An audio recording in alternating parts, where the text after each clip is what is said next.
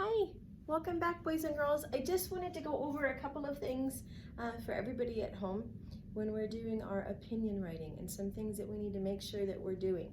I'm looking at some of your writing and I'm really impressed because I'm seeing how well you guys are still doing your letters and doing your writing. But I want to make sure that we remember to do everything that we have been learning, okay? So here's how it goes. Remember, this is our writing checklist. So it says, I can, and let me get one of my handy dandy markers. I can use a capital letter, okay? So the cat is big. Now look, I have a capital T there to begin my sentences. I always have to begin my sentences with a capital letter, okay? So let's remember to do that. The next one, use finger spaces. So this is a picture of my finger here. 1 or 2 spaces in between your words. So what that means is that you write a word, you put your fingers down, and then you begin to write the next word, okay? So I can use finger spaces. The next one, I can use punctuation. Now I hope you can see these okay. I have a period. Remember, that stops my thought. That means once I'm done saying what I need to say, I stop and I pause before I begin again. So that stops our sentences. We also have a question mark and an exclamation mark. Now question marks, we're asking a question. So if I said, hi boys and girls, how are you today? Well, I would end that with a question mark, okay? Because I'm asking you a question. That one we have a good sense of understanding with. Exclamation point. Does anyone know what an exclamation point does?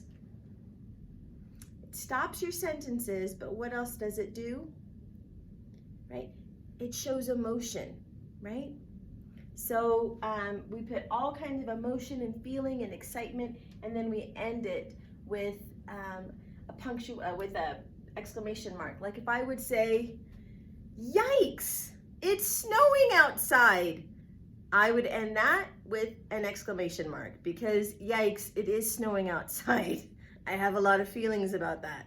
So that's how we use it, but most of our writing is just with a period.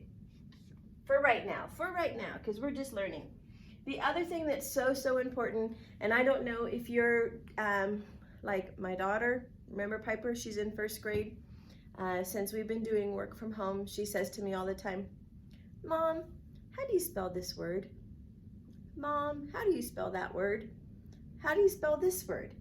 And I know that she needs to be hearing those sounds herself, okay? So I know being at home and sometimes we just want to get it done, and so we're asking quickly, Mom, Dad, Uncle Bob, how do I spell this word? But I want you to stop. I really want you to try to hear the sounds. How do you hear the word? And slow it down. How do you hear the word? And can you hear each one of those sounds? It doesn't have to be 100% correct. What's more important is that if I were to take a look at your writing, I can hear the sounds as you're writing them, okay? I can see why you wrote the letters you wrote because it makes sense, okay? So the sounds have to make sense. So, cat. Stretch out those words. Now we're writing sometimes harder words than cat, but I still want you to stretch it out, really chop it up, break it up, however you want to hear those sounds so that you can identify what that letter is. Once we hear the sounds, we go, oh, and then you think, what letter could that be? What letter is that? What letter makes that sound? And it starts to come back to you, okay? So that's why we practice our alphabet every single day, not because we are still learning our alphabet, because we all know our alphabet.